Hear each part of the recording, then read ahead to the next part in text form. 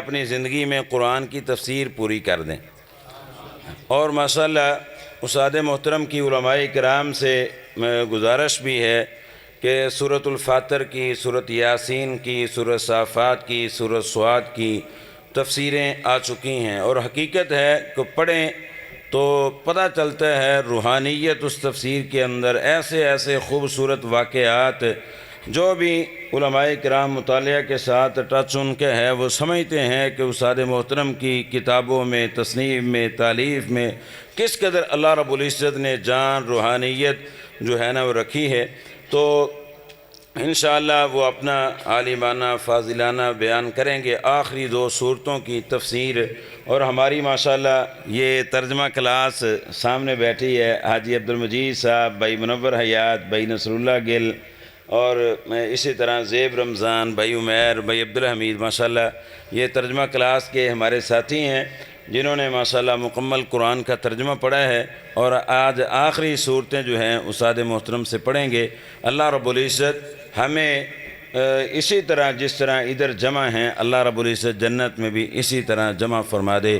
اور ماشاءاللہ میرے استاد محترم شیخ محترم قاری عبدالوکیل صدیقی رحمہ اللہ تعالی، استاد جی کے ساتھ ان کا بڑا یارانہ تھا، وہ خانپور میں تھے، استاد جی کا بھائی علاقہ لیاقت پور ہے، تو خانپور کانفرنس میں بڑے سال قاری صاحب جب تک زندہ رہے تو استاد محترم کا فجر کی نماز کے بعد درس قرآن ہوا کرتا تھا، کبھی سوال و جواب کی نشست، اور کبھی فقاہت امام بخاری، کبھی بخاری کی آخری حدیث پر مختلف دروس ہوتے رہتے تھے۔ اللہ رب العزت استاد محترم کے جتنے بھی یہ اسفار ہیں دین کے لیے اللہ رب العزت قبول فرمائے، اور اللہ صحت والی، تندرستی والی اللہ رب العزت لمبی زندگی دے، اور اللہ رب العزت ان کا سایہ ہم پر تا دیر رکھے۔ اللہ رب العزت ہمارے علماء کی، شیوخ کی حفاظت فرمائے، اللہ ان کو اپنے حفظ و امان میں رکھے۔ حقیقت ہے کہ ہمیں علم نہیں یہ کتنے قیمتی لوگ ہیں، ہم بس یہی سمجھتے ہیں یہ ایک بزرگ ہیں، لیکن ہم کو علم ہی نہیں ہے کہ ان لوگوں کا مقام کیا ہے۔ کبھی وہ وقت تھا کہ علامہ احسان علی ظہیر رحمہ اللہ اپنی گفتگو میں محقق العصر کہہ کر، یعنی جوان تھے اس وقت، محقق العصر کہہ کر یاد کیا کرتے تھے۔ تو آج ہماری خوش قسمتی ہے کہ ہمارے پاس تشریف لے کر آئے ہیں، اور میرے پاس الفاظ نہیں ہے کہ میں استاد محترم کا شکریہ ادا کروں۔ اللہ رب العزت سب کو بہت زیادہ عزتوں اور برکتوں سے نوازے۔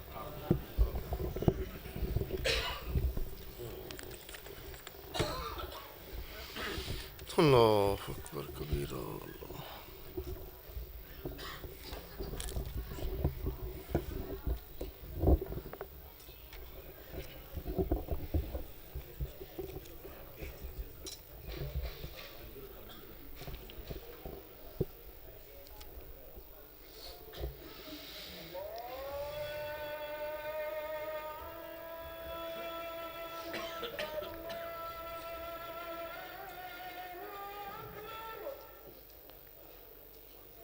ان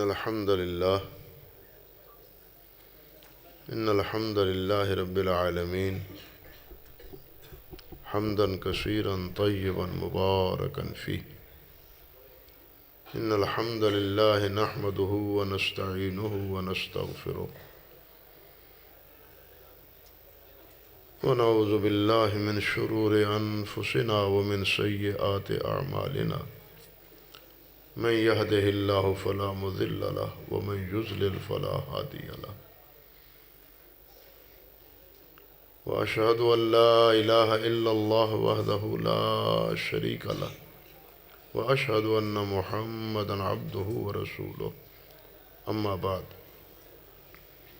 فأعوذ بالله السميع العليم من الشيطان الرجيم، من همزه ونفخه ونفثه، بسم الله الرحمن الرحيم، يا أيها الذين آمنوا اتقوا الله حق تقاته ولا تموتن إلا وأنتم مسلمون، يا أيها الناس اتقوا ربكم الذي خلقكم من نفس واحدة وخلق منها زوجها وبث منهما رجالا كثيرا ونساء، واتقوا الله الذي تساءلون به والأرحام إن الله كان عليكم رقيبا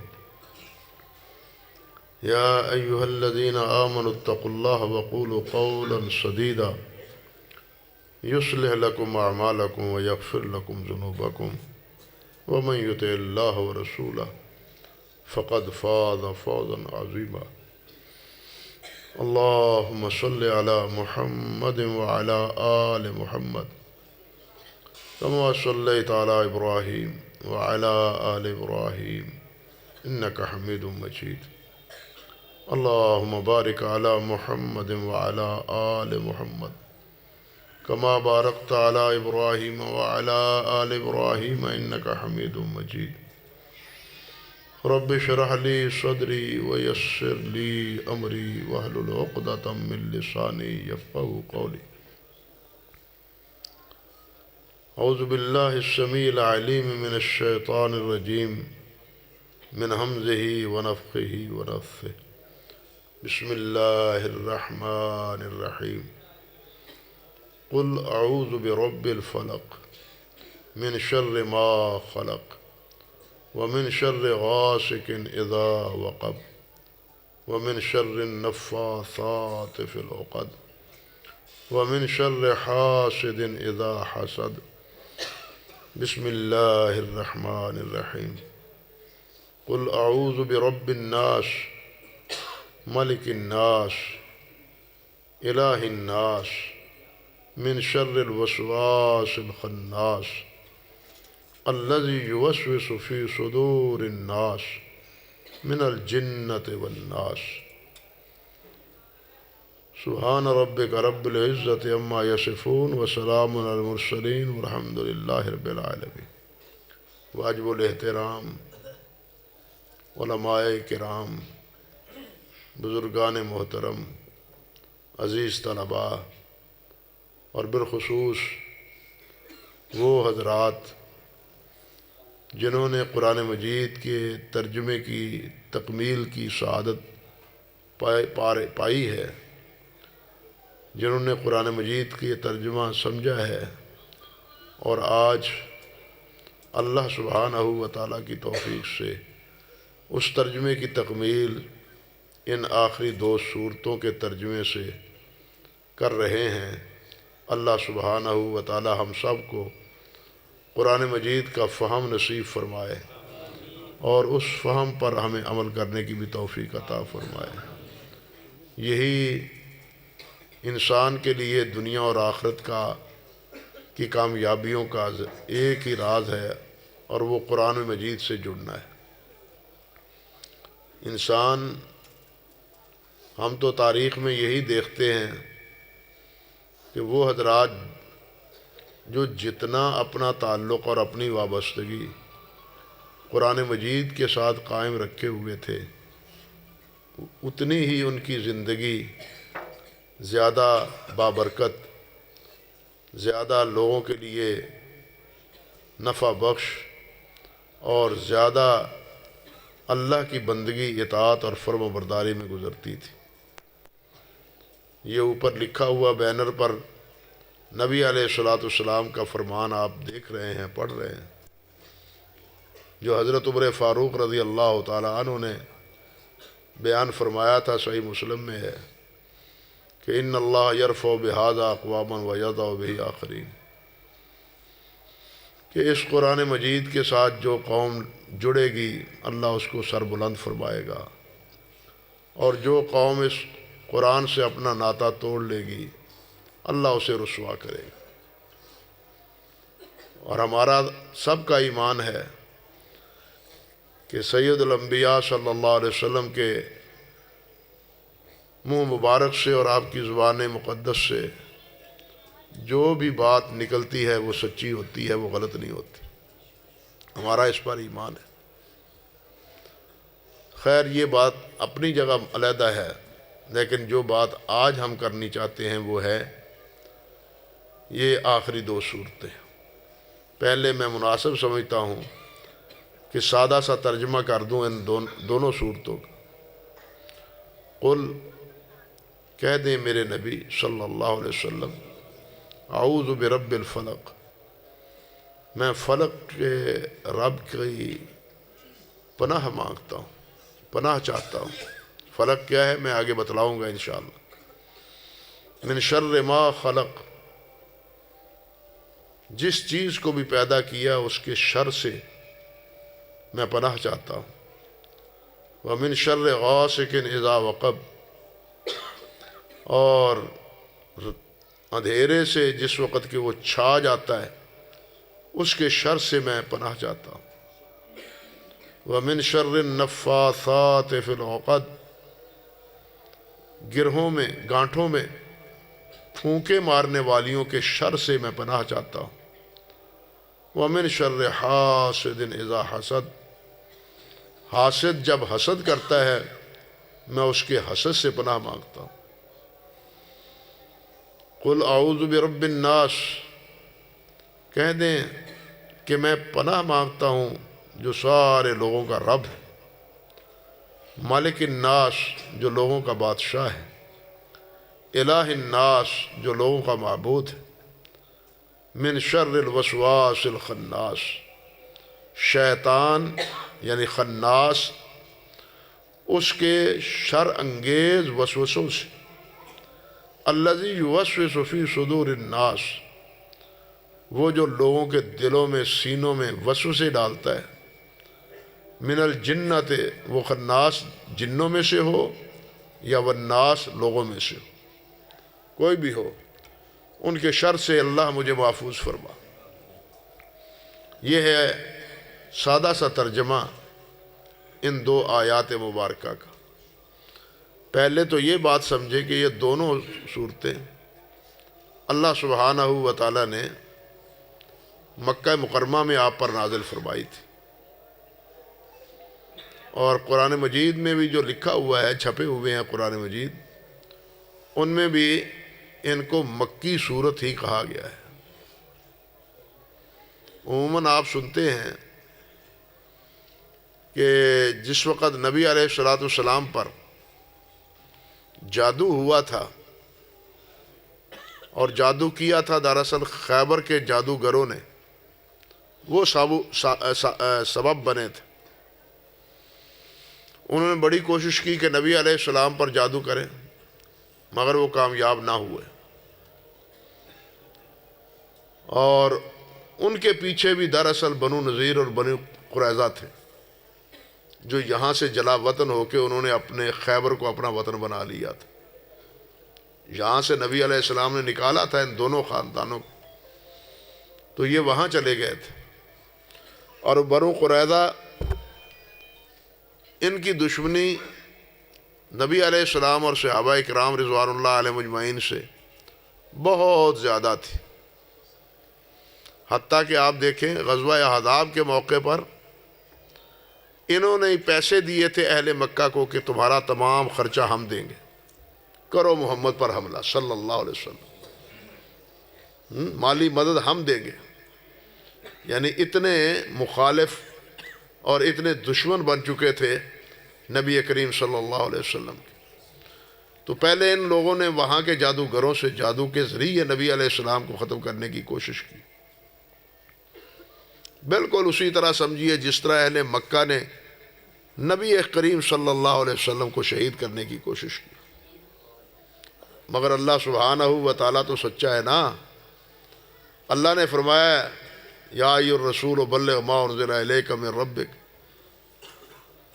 اللہ فإن لم تفعل فما بلغت رسالتہ واللہ یعصمک من الناس، آپ کی حفاظت میں کروں، لوگوں کے دست برد سے میں بچاؤں گا۔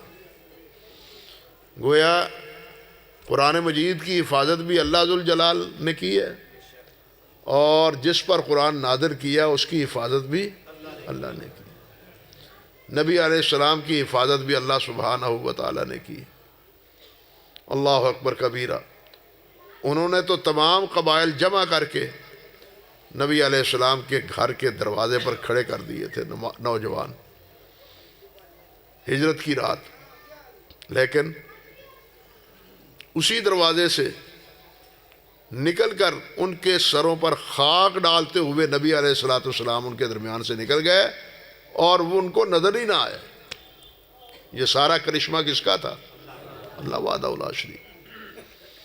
اب دیکھیں اللہ جو چاہتے ہیں کرتے ہیں، باتیں بہت نکل آتی ہیں یار میں کیا کروں، اللہ جو چاہتے ہیں کرتے ہیں۔ یا ان کی آنکھوں میں مٹی ڈال دی، بلکہ غار کے دھانے پر پہنچے ہوئے بھی ان کی آنکھوں میں مٹی ڈال دی، وہ نیچے نہ دیکھ سکے۔ یہ اوپر دیکھ رہے ہیں، وہ نیچے نہیں دیکھ رہے۔ بدر کے میدان میں آئے ہیں، سورۃ انفال پڑھ کے دیکھ لیں۔ اللہ سبحانہ و تعالیٰ نے بتلایا ہے کہ میں نے مسلمانوں مومنوں کی نگاہوں میں کفار کو کم تعداد میں کر کے دکھایا، اور کفار کو مسلمانوں کی تعداد جو 313 تھی وہ زیادہ کر کے دکھائی۔ اللہ جو چاہے کرتا ہے، جس کو جو چاہے دکھائے، جس کو جو چاہے نہ دکھائے۔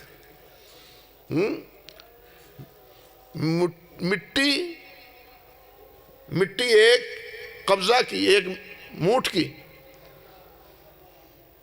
آپ نے تو وہی پھینکی تھی نا، لیکن تمام کفار کی آنکھوں میں پہنچانے والا کون تھا؟ اللہ تھا۔ اسی لیے کہا ہے وما رمیت اذ رمیت ولکن اللہ، تو اس لیے اللہ جو چاہے کرے۔ تو ان جادوگروں نے، مکے والوں نے بھی یہ کر کے دیکھ لیا اپنی حد تک، اور جادوگروں نے بھی کوشش کر کے دیکھ لی۔ عموماً ہمارے ہاں یہی تاثر ہے کہ جب جادو ہوا ہے اس وقت یہ نادر ہوئی، اور یہ اس لیے بھی کہ اس روایت کے راوی حضرت عقبہ بن عامر ہیں رضی اللہ تعالی عنہ، اور حضرت عقبہ بن عامر رضی اللہ تعالی عنہ یہ ہجرت کے بعد مسلمان ہوئے۔ وہ بیان کرتے ہیں کہ نبی علیہ الصلوۃ والسلام نے مجھے یہ فرمایا کہ عقبہ قل،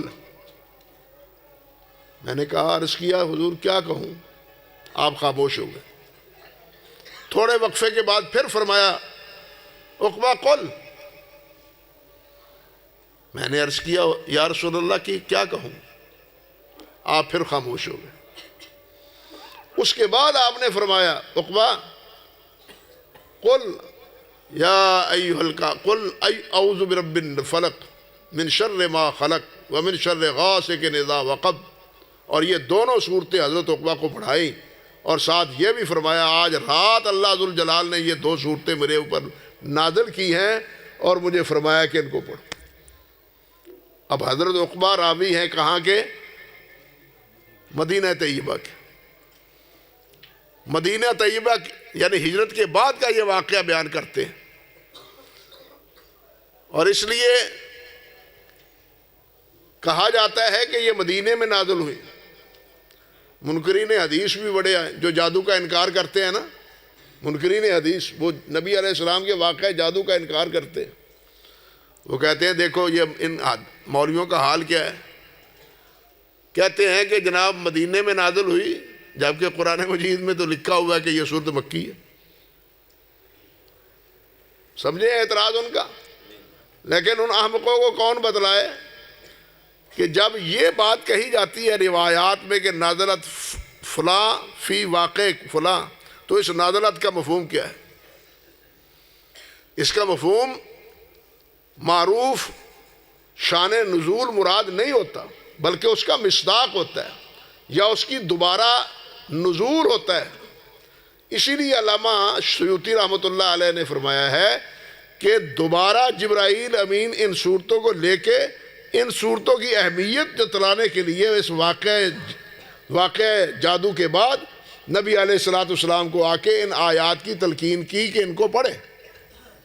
اس کا یہ مطلب نہیں ہے کہ یہ مدینے میں نازل ہوئی ہے، مکہ مکرمہ میں۔ لیکن اب جہاں ایک بات یہ بھی دیکھیں کہ مکہ مکرمہ میں یہ پڑھی جاتی، اور یہاں قرآن مجید کی ترتیب میں بھی ان دونوں صورتوں کو کہاں ذکر کیا ہے؟ سورۃ احد کے بعد، قل هو اللہ احد اللہ الصمد لم یلد ولم یولد ولم یکن لہ کفوا احد، جو سورت توحید کہلاتی ہے، سورۃ احد جس میں اللہ سبحانہ و تعالیٰ کی وحدانیت اور اللہ ذوالجلال کی صفات کا تذکرہ ہے. اور ان کے بعد یہ 2 صورتیں ہیں. مکہ مکرمہ میں ان صورتوں کے نازل کرنے کا مطلب کیا ہے؟ اور پھر ایک صورت کے اختتام پر بعد ان صورتوں کو آخر میں لانے کا ذکر مقصد کیا ہے؟ بھائی یہ اس لیے کہ جب تک شیطان کے وساوس سے اللہ پناہ نہ دے اس وقت تک انسان کی توحید صحیح نہیں ہو سکتی. انسان شرک سے نہیں بچ سکتا. شرک سے بچنے کے لیے ان 2 صورتوں کی مکہ مکرمہ میں بھی ضرورت تھی، اور شرک سے بچنے کے لیے، توحید پر قائم رہنے کے لیے رہتی دنیا تک قرآن مجید کے اختتام پر ذکر کر دیا کہ اپنی توحید کو پختہ کرنا ہے اور شیطان کے وساوس سے بچنا ہے تو ان صورتوں کو پڑھا کرو. بات سمجھے یا نہیں؟ اس لیے آج شرک جتنا ہے وہ شیطان کے توہمات سے پیدا ہوا ہے. اس کی کوئی مضبوط دلیل نہیں ہے، کسی دلیل پر شرک مبنی نہیں ہے. ان اوہن البیوت لبیت العنکبوت، اللہ فرماتے ہیں کہ مشرکین کے جتنے دلائل ہیں وہ سب کے سب عنکبوت کے گھر کی طرح ہیں. عنکبوت وہ مکڑا جالا بنا لیتا ہے، آپ نیچے بیٹھ جاتا ہے، آنے والے چھوٹے چھوٹے جانوروں کو شکار کر لیتا ہے، لیکن وہ اتنا کمزور ہوتا ہے کہ انسان پھونک لگائے اڑ جاتا ہے. اللہ نے فرمایا کہ یہ مشرکوں کا جتنے دلائل ہیں یہ عنکبوت کے جالے کی طرح ہے، جالے کی طرح ہے. ایک مولوی صاحب کہہ رہے تھے، اللہ معاف فرمائے، اللہ کا شکر ادا کیا کرو کہ اللہ ذوالجلال والاکرام نے ہمارے سینوں کو توحید سے معمور فرمایا. یہ اللہ کا احسان ہے ہمارے اوپر. وہ کہہ رہا تھا کہ یہ وہابی کہتے ہیں کہ یہاں حضرت داتا صاحب کے دربار سے کچھ نہیں ملتا. یہ سچ کہتے ہیں، یہ سچ کہتے ہیں، ان کو کچھ نہیں ملتا. وہ کہتا ہے وہ سچ کہتے ہیں، ان کو کچھ نہیں ملتا، ہمیں یہاں سے سب کچھ ملتا ہے. وہابیوں کو کچھ نہیں ملتا یہاں سے، ہمیں یہاں سے سب کچھ ملتا ہے. اور پھر ملنے کی داستان بھی خوبصورت بنا کے بتلاتا ہے. یہ ساری داستانیں سکھانے والے بھائی، چھت پر چڑھنے کے لیے سیڑھی چاہیے، بڑے کو ملنے کے لیے نچلے آدمی کو چاہیے. یہ ساری مثالیں لا تضربوا للہ الامثال، اللہ کے لیے یہ مثالیں نہیں ہیں. لیسا کمثلہ شیء، مکان کی طرح اللہ نہیں ہے. نحن اقرب الیہ من حبل الورید. اذا دعا، جب بھی بلاتا ہے، جب بلاتا ہے اللہ سبحانہ و تعالی، اللہ کیا فرماتے ہیں؟ اجیب دعوت الداعی اذا دعان. جب پکارتا ہے میں اس کا جواب دیتا ہوں. پورا نہیں کرتا، اس کا جواب دیتا ہوں. پورا کیوں نہیں ہوتا؟ یہ اللہ کی حکمت. لیکن یہ نہیں ہے کہ اللہ سبحانہ و تعالیٰ سنتا نہیں اور پوری کرتا نہیں. اس قسم کے جتنے ڈھکوسلے ہیں یا اس قسم کے جتنے وساوس ہیں شیطانی، ان سے بچنے کا ایک ہی ذریعہ ہے کہ اللہ شیطان کے وساوس سے ہمیں بچائے. شیطان سب سے پہلے انسان کو مشرک بنانے کی کوشش کرتا ہے تاکہ اس کے سارے اعمال برباد ہو جائیں. اغاثۃ اللہفان پڑھے، پتہ چلتا ہے آپ کو. اگر وہ شرک سے بچ گیا پھر وہ بدعات میں الجھاتا ہے، نیکیوں کو نیک بنا بنا کے ان میں الجھاتا ہے. اس سے بھی بچا تو مفضول کاموں کی اہمیت بتلا کے افضل چھڑا دیتا ہے. افضل کام چھڑوا دیتا ہے، مفضول کام جو افضل نہیں ہوتے ان کی اہمیت جتلا دلات کے وہ افضل کام چھڑوا دیتا ہے. اگر اس میں بھی وہ کامیاب نہ ہو، اگر شیطان اس میں بھی کامیاب نہ ہو، تو پھر وہ انسان کو دوسری گمراہیوں میں مبتلا کرنے کی کوشش کرتا ہے۔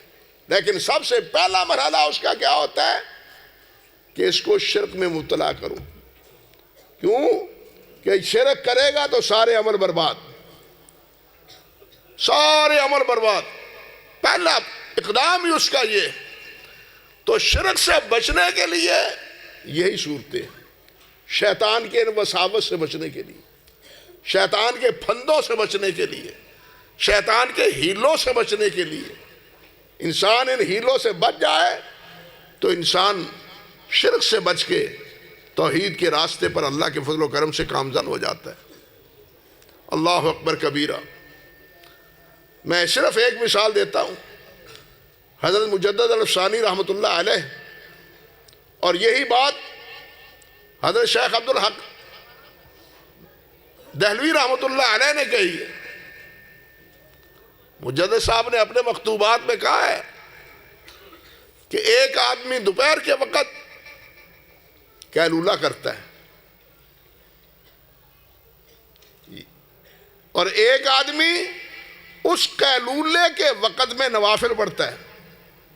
یہ ہے وہ افضل اور غیر افضل کی بات۔ ایک آدمی قیلولہ کرتا ہے کہ اس وقت اللہ کے رسول قیلولہ کرتے تھے،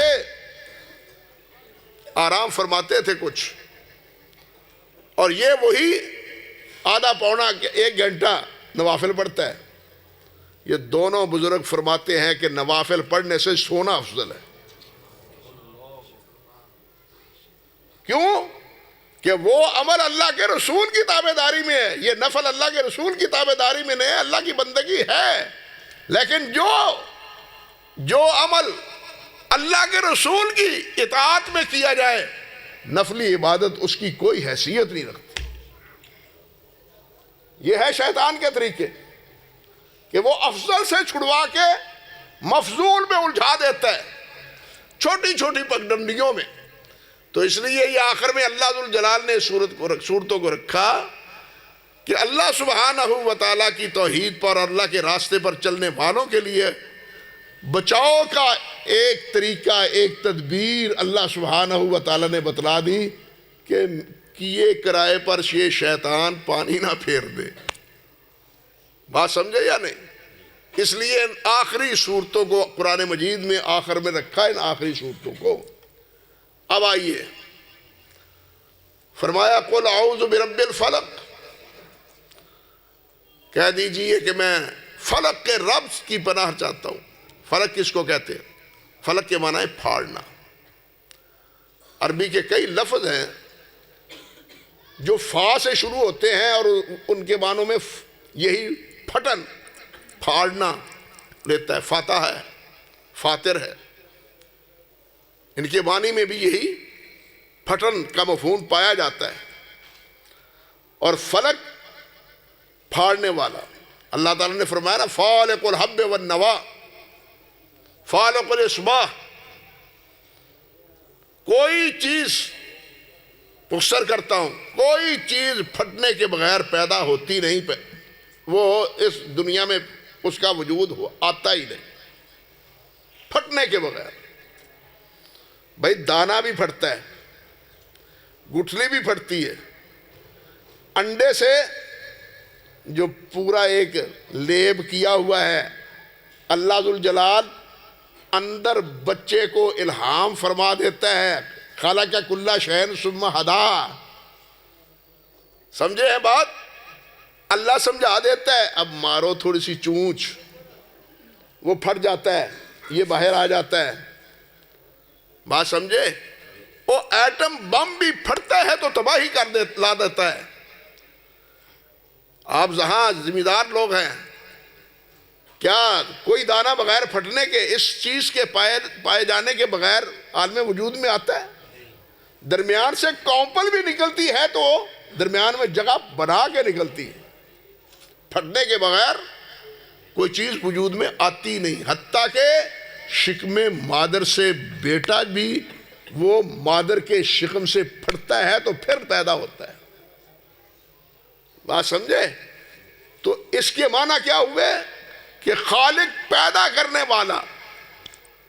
لفظ فلق ہے لیکن فلق کے مفہوم میں یہاں پیدا کرنا بھی شامل ہے کہ ہر چیز کو پیدا کرنے والا جو رب ہے اس کی میں پناہ چاہتا ہوں. قل اعوذ برب الفلق من شر ما خلق. ہر اس شر سے جو کسی مخلوق میں، ہر مخلوق میں شر نہیں ہے لیکن جس مخلوق میں شر ہے، فرشتوں میں کوئی شر نہیں ہے، انبیاء میں کوئی شر نہیں ہے، صدیقین شہداء صالحین میں شر نہیں ہے، شیاطین کے متبعین میں شر ہے. سمجھے بات؟ اس لیے جس میں مخلوق کے میں اندر جس میں شر ہے اس سے پناہ ہے. اور پھر اس لیے بھی کہ اللہ سبحانہ، حالانکہ ہر چیز کا خالق کون ہے؟ وہ خواہ صحت ہو یا بیماری ہو، وہ شر ہو یا صحت ہو، ہر چیز کو پیدا کرنے والا کون ہے؟ بنانے والا کیا ہے؟ خالق ہر چیز کا اللہ ہے. لیکن اللہ کی عظمت، اللہ کی کبریائی کی وجہ سے اس چیز کی نسبت اللہ کی طرف نہیں کی جاتی جس میں اللہ کا نقص نمایاں ہو رہا ہو یا اللہ ذوالجلال پر کوئی اعتراض وارد ہوتا ہو. یہ ایمان کا تقاضا یہ ہے. آپ دیکھیں حضرت سیدنا ابراہیم علیہ السلام نے کیا دعا کی تھی؟ اس دعا کا ایک جملہ یہ ہے وَإِذَا مَرِضْتُ فَهُوَ. جب میں بیمار ہوتا ہوں تو شفا وہ دینے والا ہے. حالانکہ بیماری اور شفا بھی کس کی طرف سے ہے؟ اللہ کی طرف سے. لیکن نسبت اپنی طرف کی ہے کہ میں بیمار ہوتا ہوں. یہاں بڑی تفصیل ہے، وقت نہیں ہے ساری تفصیل کے کہنے کا. سلف کے ہاں یہ بات سمجھیے، نصوص کی، قرآن اور حدیث کے نصوص سے اور سلف کے عمل سے یہ چیز معلوم ہوتی ہے. اگر اس کا مطالعہ آپ کرنا چاہیں تو حافظ ابن قیم رحمۃ اللہ علیہ کی الداء والدواء دیکھیں، وہ دیکھیں. وہ ہر بیماری کو، ہر کمزوری کو، ہر نقص کو من جانب اللہ تو سمجھتے تھے لیکن اس کی دو توجیہیں کرتے تھے. ایک یہ کہ یہ جو میرے اندر میرا نقصان ہوا ہے تو یہ کسی اللہ کی نافرمانی کے نتیجے میں ہوا ہے، یا یہ کہ اس میں میری آزمائش ہے. اللہ کی طرف سے میری اس مسئلے میں، اس بیماری میں، اس تکلیف میں میری کیا ہے؟ آزمائش. اللہ ظالم نہیں ہے، اللہ رحمان اور رحیم ہے. اللہ ظلم نہیں کرتا کسی پر. خود اللہ نے فرمایا انی حرمت الظلم علی نفسی، میں نے اپنے آپ پر ظلم کو حرام قرار دیا ہے، میں ظلم نہیں کروں. کسی پر ظلم نہیں کرتا اللہ. اللہ نے اپنا پہلا تعارف ہی بسم اللہ الرحمن الرحیم سے کروایا ہے. الحمدللہ رب العالمین الرحمن الرحیم سے کروایا ہے. اللہ ظالم نہیں ہے، لیکن ہمیں سمجھنا چاہیے کہ یہ ہمارا نقصان ہوا ہے یا یہ ہمیں مصیبت آئی ہے تو ہمارے کسی نافرمانی کے نتیجے میں. حضرت شیخ عثمان رحمۃ اللہ علیہ، حافظ ابن قیم رحمۃ اللہ علیہ نے ذکر کیا ہے، اور جا رہے تھے جمعہ کی نماز پڑھنے کے لیے. ہوا یہ کہ ان کے جوتے کا تسمہ ٹوٹ گیا. جوتے کا تسمہ ٹوٹ گیا. کہنے لگا یہ کیوں ٹوٹا؟ ذہن میں خیال آیا، اوہ آج مجھ سے نافرمانی ہوئی. کیا نافرمانی ہوئی؟ کہ نبی علیہ السلام نے فرمایا کہ جمعے کے لیے، جمعے کے روز ہر بالغ مرد پر غسل جو ہے واجب علی کل محتلم. سمجھے بات؟ لیکن میں غسل کی بجائے وضو کر کے آ گیا. یہ اللہ کے رسول کی نافرمانی کے نتیجے میں میرے جوتے کا تسمہ ٹوٹ گیا ہے. یہ ہے اللہ والوں کی لوگ ہیں باتیں. ایک صاحب فرماتے ہیں کہ جب اللہ کی نافرمانی ہوتی ہے تو میرا گھوڑا بھی میرے تابع نہیں رہتا. جب اللہ کی فرما برداری ہوتی ہے تو پھر شیر بھی تابع دار ہو جاتا ہے. سنے ہیں واقعات یا نہیں سنے آپ نے؟ لیکن جب نافرمانی ہوتی ہے تو اپنا سدایا ہوا گھوڑا وہ بھی فرما برداری پر نہیں آتا، وہ بھی جناب اکڑ دکھاتا ہے، وہ بھی قبول نہیں کرتا اپنے آپ پر سواری کو. فرماتے ہیں کہ نافرمانی کے نتیجے میں میں نے یہ دیکھا ہے. تو یا نافرمانی کسی غلطی کا نتیجہ، یعنی نافرمانی کا نتیجہ ہوتا ہے کوئی غلطی کا کسی قصور، یا یہ من جانب اللہ کیا ہے؟ آزمائش ہے. اللہ کی طرف سے یہ کیا ہے؟ آزمائش ہے. اللہ اکبر کبیرہ. اللہ آزمائشوں سے ہمیں محفوظ رکھے. آپ دیکھیں سورۃ مائدہ پڑھیں، اللہ سبحانہ و تعالیٰ نے حجاج اور معتمرین کے لیے شکار کو حرام قرار دیا. بری شکار کو، باری نہیں، بری شکار کو حرام قرار دیا. لیکن سورۃ مائدہ میں کیا ہے؟ صحابہ کیا فرماتے ہیں؟ جس کو قرآن بنا کے اللہ نے نازل کیا ہے، اور اللہ نے فرمایا کہ میں نے یہ سب کچھ ان کی آزمائش کے لیے کیا تھا. فرماتے ہیں کہ ہم جا رہے تھے حج کے لیے، تو یہ ہرن یہ ہمارے آگے سے گزرتے، دائیں سے گزرتے، سامنے سے گزرتے. یہ ہماری آزمائش تھی کہ ہم شکار کرتے ہیں یا نہیں کرتے، ان کو پکڑتے ہیں یا نہیں پکڑتے. قرآن کہتا ہے کہ یہ ہماری طرف سے آزمائش تھی. ان جانوروں کا آنا کیا تھا؟ آزمائش تھا. بھائی آپ نے یہودیوں کا واقعہ نہیں سنا؟ ہفتے کا روز ان کے لیے آزمائش بنا یا نہیں بنا؟ اور اس کے نتیجے میں وہ سور اور بندر بنائے گئے یا نہیں بنائے گئے؟ سمجھے بات؟ تو آزمائش بھی ہوتی ہے اللہ سبحانہ و تعالیٰ کی طرف سے. اللہ ہمیں آزمائشوں سے بچائے، ہم اس سے قابل نہیں ہیں. آزمائشوں پر اترنے والے وہی تھے جو اس دنیا سے رخصت ہو گئے. انبیاء کرام، صدیقین، صحابہ کرام رضوان اللہ علیہم اجمعین، وہ تھے ان آزمائشوں پہ اترنے والے پورے. ایسے ہی اللہ ذوالجلال نے نہیں کہہ دیا رضی اللہ عنہ ورضوا عنہ، یہ مجھ پر راضی اور میں ان پر راضی. ہمارا حال تو یہ ہے، ہم کہتے ہیں یا اللہ راضی ہو جا، لیکن ہمیں یہ بھی تو سوچنا چاہیے کہ ہم اللہ پر کتنے راضی ہیں. ہم تو قدم قدم پر اللہ کا شکوہ کرنا شروع کر دیتے ہیں. کوئی مصیبت پہنچے تو میں ہی دستا سا انا للہ و انا الیہ راجعون. یہ شکوے شکایتیں اللہ سبحانہ و تعالیٰ کی ایسا نہ ہو کہ ایمان سے ہی محرومی کا سبب بن جائے. اس لیے آزمائشوں سے پناہ مانگنی چاہیے کہ اللہ آزمائشوں سے پناہ دے. نبی علیہ السلام کے جتنے تعوذات احادیث میں ہیں وہ انہی آزمائشوں کے نتیجے میں ان سے پناہ کا طلب کی گئی. وقت نہیں ہے ورنہ میں اس کی ساری وہ روایات آپ کے سامنے ذکر کرتا. تو یہاں بھی کیا ہے؟ من شر ما خلق، جو پیدا کیا ہے اس میں جو شر ہے یا اللہ اس سے مجھے محفوظ فرما. وَمِن شَرِّ غَاسِقٍ اِذَا وَقَبَ، اور غاسق سے، غاسق کہتے ہیں اندھیرے، غاسق کہتے ہیں اقم الصلاۃ لدلوک الشمس اذا الی غسق اللیل. پڑھا ہوگا آپ نے سورۃ بنی اسرائیل کہ نماز قائم کرو جب سورج ڈھل جائے، غسق اللیل تک، رات کے اندھیرا چھا جانے تک. اس میں گویا زور بھی آ گئی، عصر بھی آ گئی، مغرب بھی آ گئی اور عشاء بھی آ گئی. چاروں نمازیں اس میں آ گئی. تو غسق کے معنی ہے اندھیرا.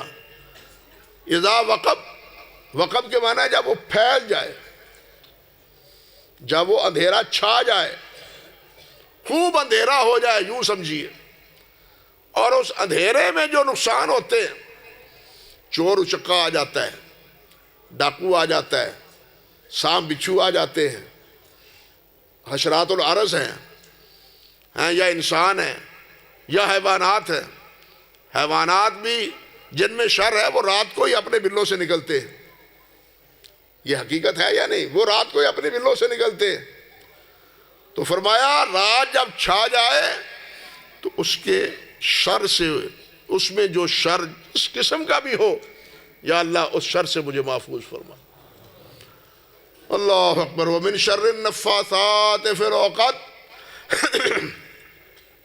یہاں نفاثات تا دونوں مفہوم میں ہے، تا مؤنث کے لیے بھی ہے، مصدری معنی میں بھی ہے۔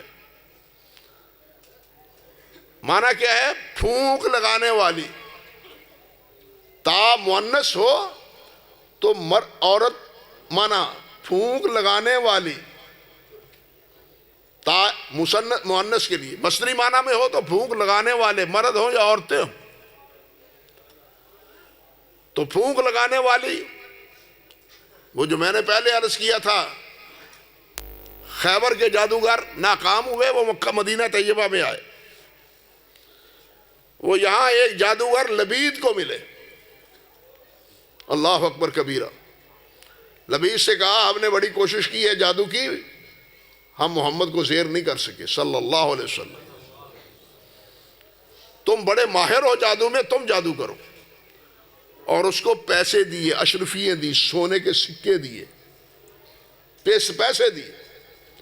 لبید خناس کہنے لگا میں اتنا ماہر نہیں ہوں، میری بہن زیادہ ماہر ہے، میری بہن زیادہ ماہر ہے۔ عورتیں بھی یہ کام کرتی ہیں یا نہیں کرتی؟ اب بھی کرتی ہیں، زیادہ کرتی ہیں، عورتیں کرتی ہیں۔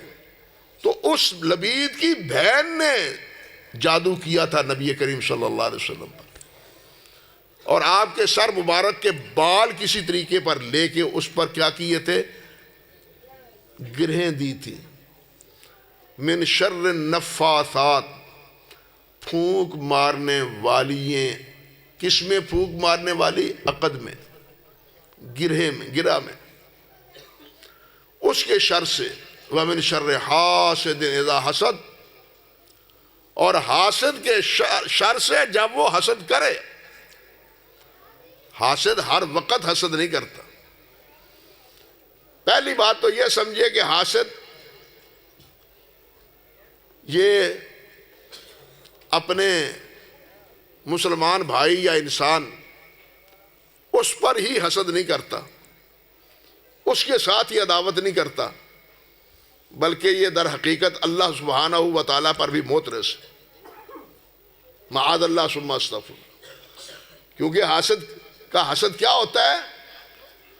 آپ کو اللہ ذوالجلال نے مال دیا ہے، صحت دی ہے، جوانی دی ہے، دولت دی ہے، علم دیا ہے، عمل دیا ہے، تو آپ پر حسد کرتا ہے، اس کو کیوں ملا، مجھے کیوں نہیں ملا، یہ مجھے ملنا چاہیے تھا۔ یہ حسد ہے۔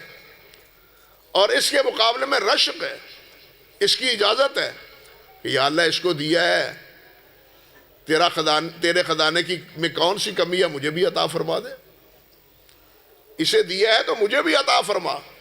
جس طرح حدیث میں آتا ہے لا حسد الا فی اثنین، دو آدمیوں کے علاوہ حسد درست نہیں ہے۔ وہ کون ہے؟ ایک وہ جس کو اللہ نے قرآن کی تعلیم دی، یہ قرآن کی محفل بھی ہے نا، قرآن کی تعلیم دی اور رات کو وہ اٹھ کے قرآن پڑھتا ہے۔ اور میرے حافظو بیٹو، اللہ کے نبی نے تو خاص فرمایا اوتروا یا اہل القرآن، اور قرآن والوں رات کو وتر پڑھا کرو، خاص حکم ان کے لیے۔ قرآن یاد اسی وقت ہوتا ہے جب تراویحوں میں سنائیں یا رات کو پڑھ کے تہجد میں پڑھیں، قرآن یاد اس وقت ہوتا ہے، اسی لیے حکم فرمایا بطور خاص اوتروا یا اہل القرآن۔ تو عرض کرنے کا مقصد یہ تھا کہ فرمایا لا حسد الا فی اثنین، اور دوسرا وہ جو اللہ کی راہ میں مال خرچ کرتا ہے، مسجدیں بناتا ہے، مدارس بناتا ہے، بے کسوں اور بے بکاؤں کا سہارا بنتا ہے، اور یہ کہتا ہے یا اللہ مجھے دے تو میں بھی یہی کام کروں۔ میں بھی مسجدیں بناؤں، میں بھی تیرا گھر بناؤں، میں بھی بچوں کی اور تیرے بندوں کی خدمت کروں، بے سہاروں کا سہارا بنوں، یا اللہ مجھے بھی توفیق عطا فرمائے۔ ان دو کے علاوہ کسی کے لیے حسد نہیں ہے۔ اور حسد سب سے پہلے آدم علیہ السلام کے خلاف شیطان نے کیا تھا۔ حسد کے ڈانڈے شیطان سے ملتے ہیں۔ حسد کے ڈانڈے کس سے ملتے ہیں؟ شیطان سے ملتے ہیں۔ اللہ اکبر کبیرہ۔ تو اللہ سبحانہ و تعالیٰ اس بیماری سے بچائے، حسد نہ کریں۔ حسد کرنے کا نتیجہ یہ ہے کہ ہم اللہ پر بھی معترض ہیں کہ یا اللہ اس کو کیوں دیا ہے، مجھے دینا چاہیے تھا۔ آپ کون ہوتے ہیں اللہ پر حکم چلانے والے؟ بات سمجھے نا، یہ کتنا خطرناک مسئلہ ہے۔ اللہ پر حکم چلا رہے ہیں حسد کرنے والے کہ آپ نے اللہ اس کو کیوں دیا، یا اللہ مجھے بھی دو، مجھے دیتے۔ یہ حسد ہے۔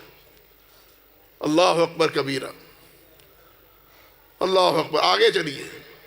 قل اعوذ برب الناس، کہہ دیجئے کہ میں پناہ لیتا ہوں جو تمام لوگوں کا رب ہے، اور وہ رب الناس ہی نہیں، رب العالمین بھی ہے۔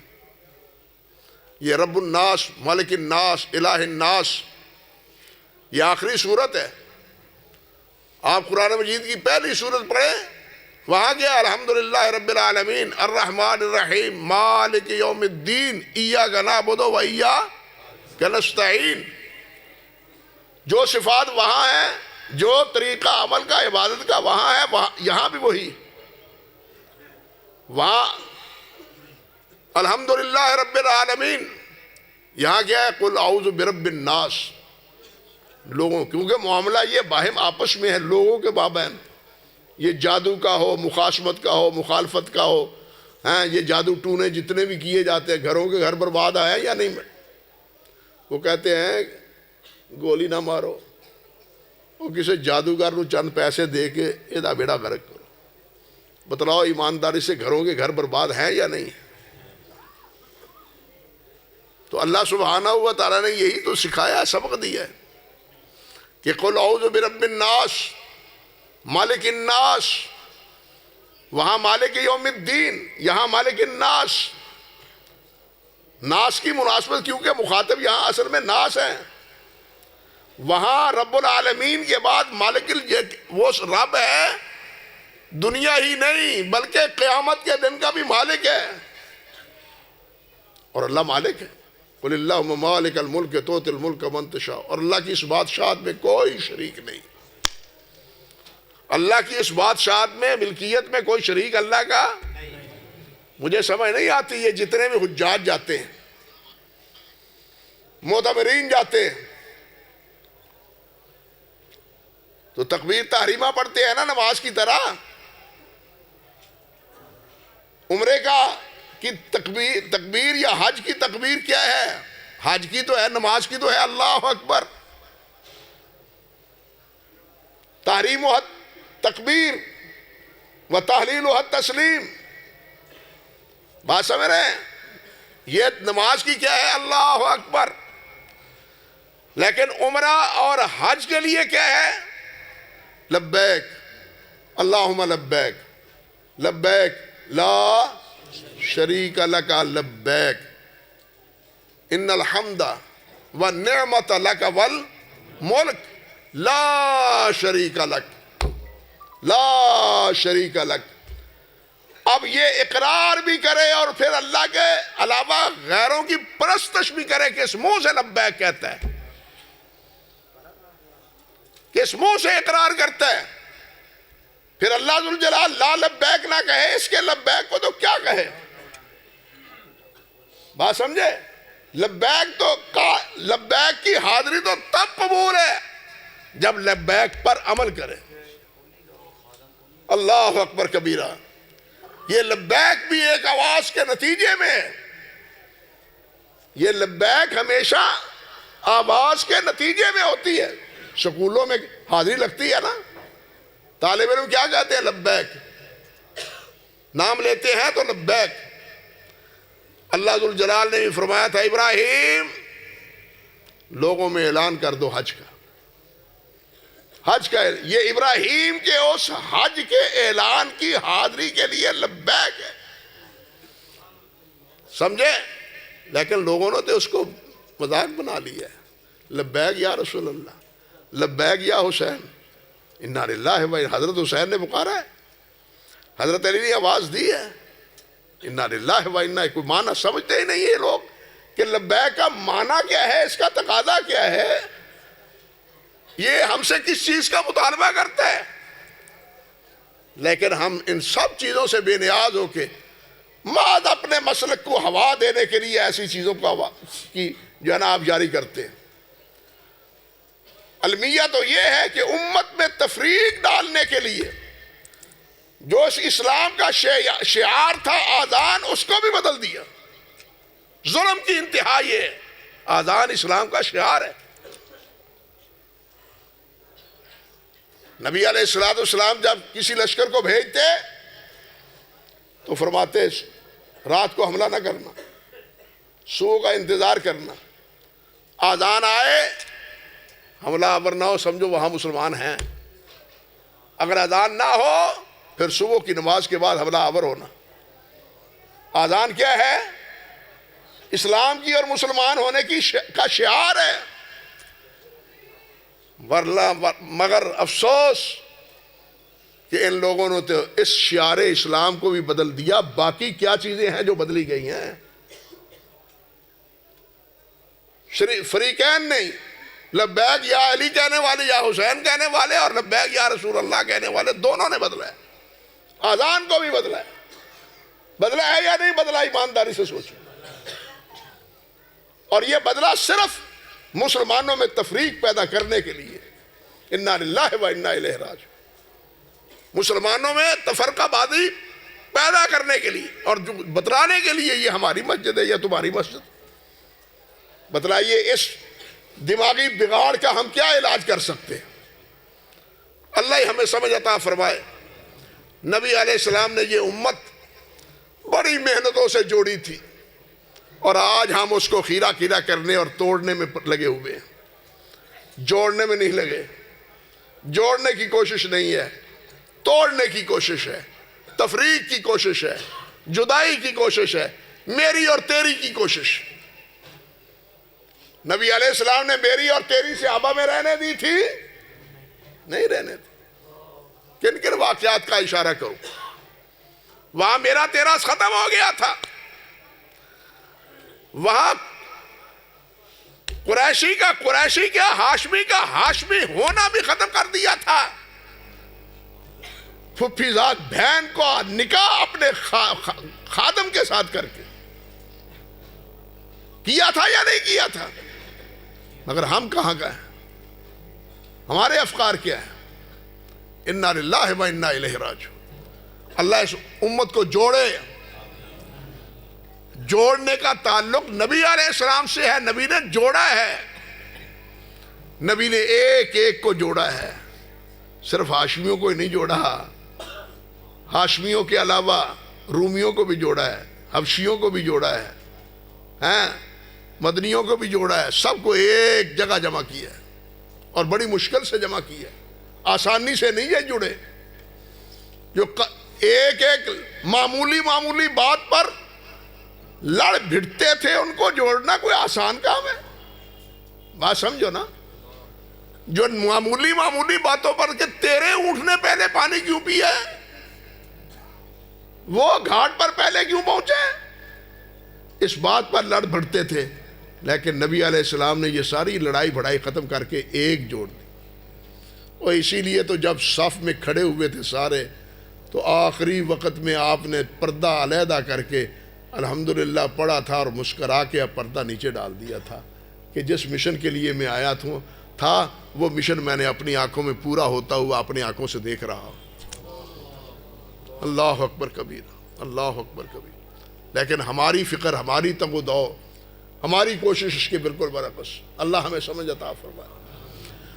اللہ فرمایا مالک الناس، بات تو یہاں سے چلی تھی اور یہ بڑا وسیع موضوع ہے۔ لوگوں کا مالک، دنیا میں بھی اور آخرت میں بھی، دنیا میں بھی آخرت۔ کوئی مالک نہیں. الہ الناس، سب لوگوں کا معبود، مومنوں کا ہی نہیں. ناس ہے معبود تم سب کا، لیکن لوگوں نے بنا لیے ہیں، لوگوں نے آلہہ بنا لیے ہیں. الہ ایک ہے سب کا. بات سمجھو، یہاں اشارے پہ اکتفا کر رہا ہوں.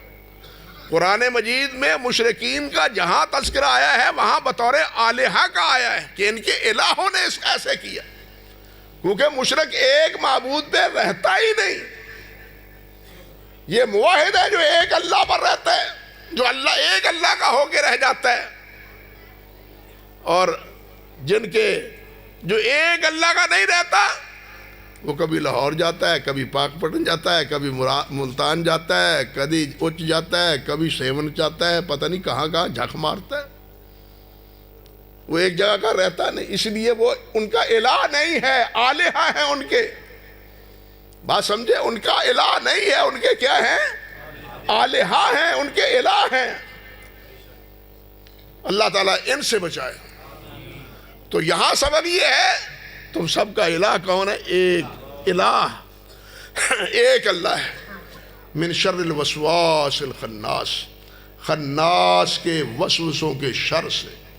خناس وسوسہ دل میں کھسر پسر پیدا کرنے والا، خیالات پیدا کرنے والا.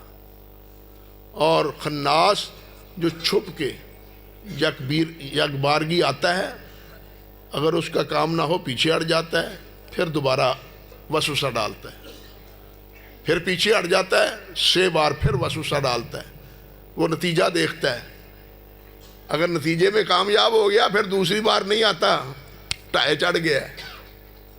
بات سمجھے، پھر ٹائے چڑھ گیا. تو اگر وہ ٹائے نہیں چڑھے تو پھر دوسری بار، پھر تیسری بار، پھر چوتھی بار. اس نے تو قسم اٹھائی ہوئی ہے، لَأُضِلَّنَّهُمْ أَجْمَعِينَ، میں ان کو گمراہ کروں. وہ اپنی قسم پوری کر رہا ہے. میں کیا کہوں، اللہ سبحانہ و تعالیٰ نے فرمایا وَلَقَدْ صَدَّقَ إِبْلِيسُ ظَنَّهُ. یا اللہ معاف فرما، صدیق اپنے ابلیس نے اپنا گمان سچا کر دکھایا. اللہ فرماتے ابلیس نے اپنا گمان سچا کر دکھایا کہ میں ان کو گمراہ کروں گا، اور کر دیا گمراہ. ان کو گمراہی کو صراط مستقیم بنا کے پیش کر دیا. اس سے بڑی ضلالت اور گمراہی کیا ہے، جس طرح میں پہلے بھی عرض کر چکا ہوں. اللہ اکبر کبیرہ. تو شیطان، یہ دیکھیے آدم علیہ السلام کے بارے میں بھی اللہ تعالیٰ نے یہی فرمانا، وسوس لہ الشیطان. آدم کے دل میں شیطان نے وسوسہ ڈالا. اس درخت سے منع تو اس لیے کیا ہے کہ اگر تم کھا لو گے تو یہاں کے ہی رہو گے.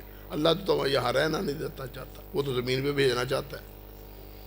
ہمیشہ فرشتوں کے ساتھ اگر رہنا چاہتے ہو، ہمیشہ جنت میں رہنا چاہتے ہو تو کھا لو. وَقَاسَمَهُمَا، قسمیں کھائیں.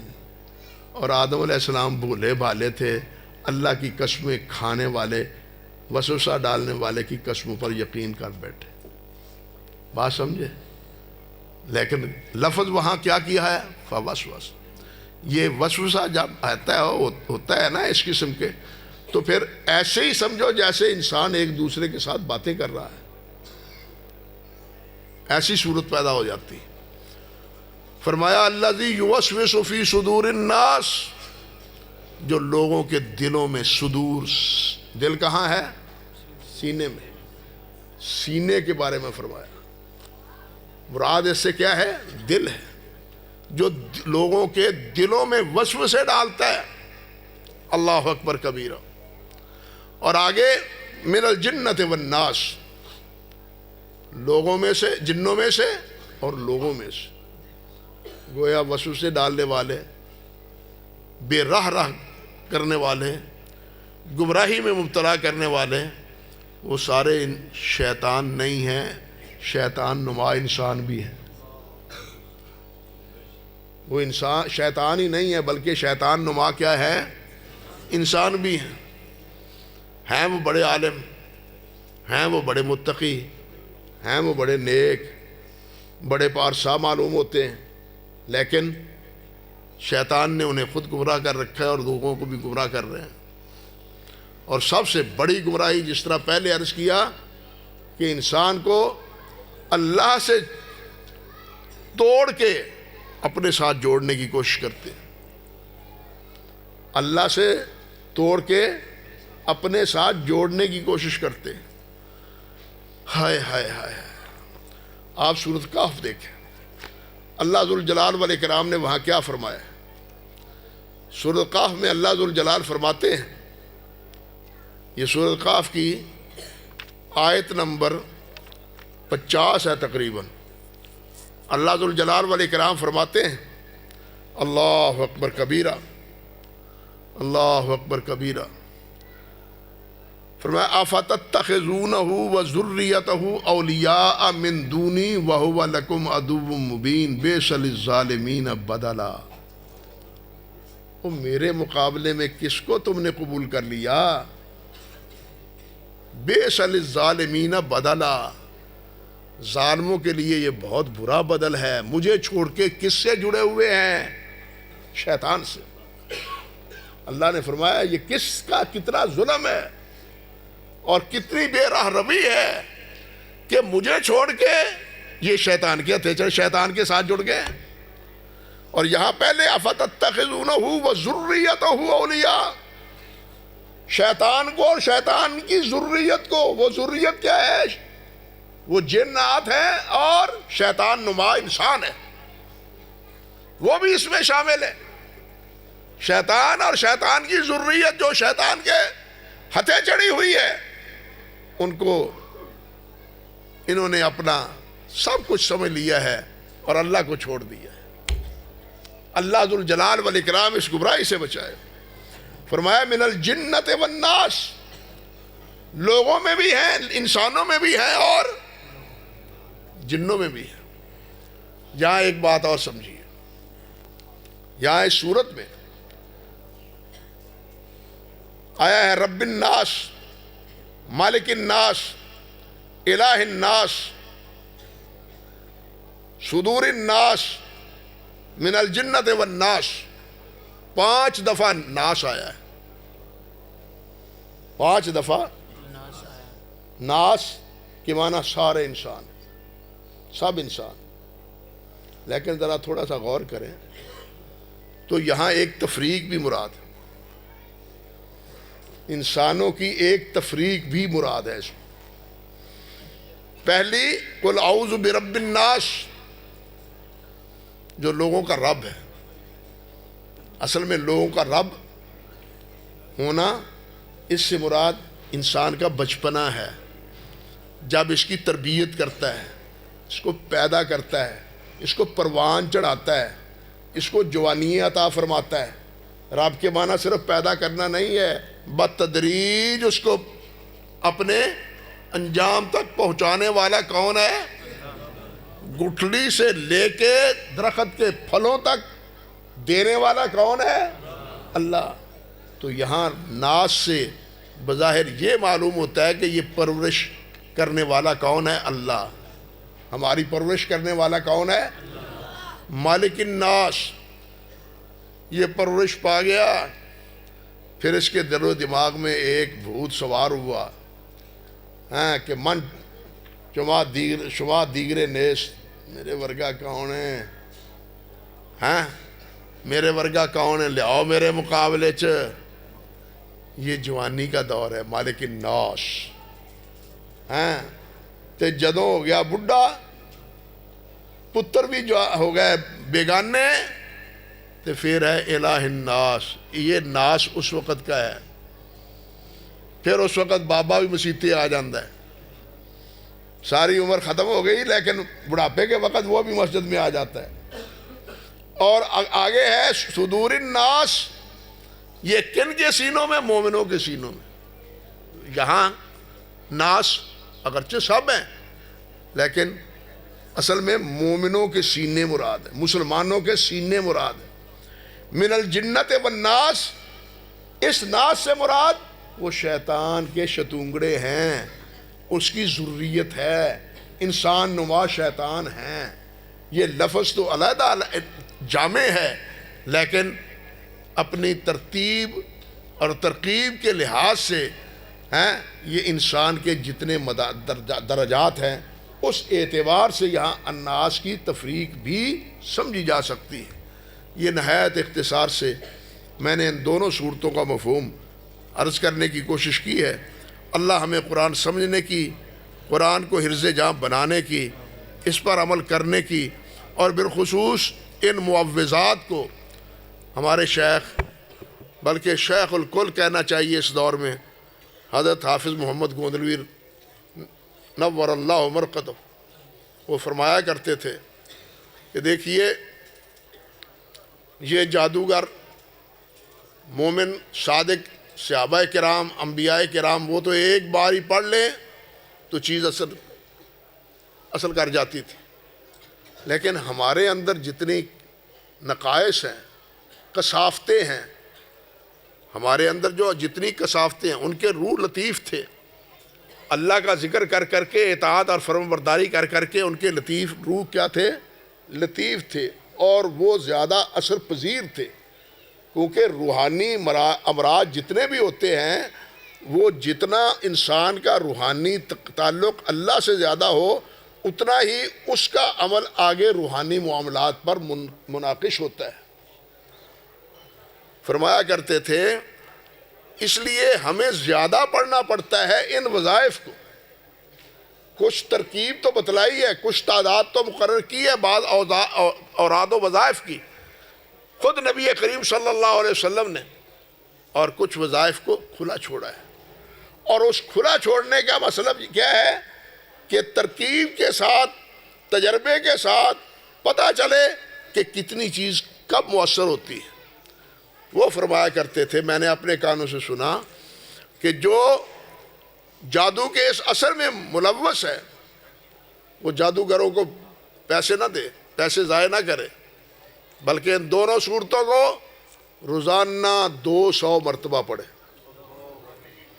اگر بیک وقت نہیں پڑھ سکتا تو ہر نماز کے بعد 40 دفعہ پڑھ لے، ہر نماز کے بعد 200 مرتبہ ہو گیا نا، تو کچھ دن پڑھنے کے بعد اللہ سبحانہ و تعالیٰ اس کو سرخرو فرما دے گا۔ اور اللہ کے فضل و کرم سے جس نے بھی یہ عمل کیا ہے، کئی حضرات کو میں نے بتلایا ہے، اللہ ذوالجلال نے مدد فرمائی ہے اور جادو کا اثر ان سے ختم ہوا ہے۔ اللہ ذوالجلال اس اثر سے ہمیں محفوظ رکھے، شیطان کے تمام ہتھ کنڈوں سے ہمیں محفوظ رکھے۔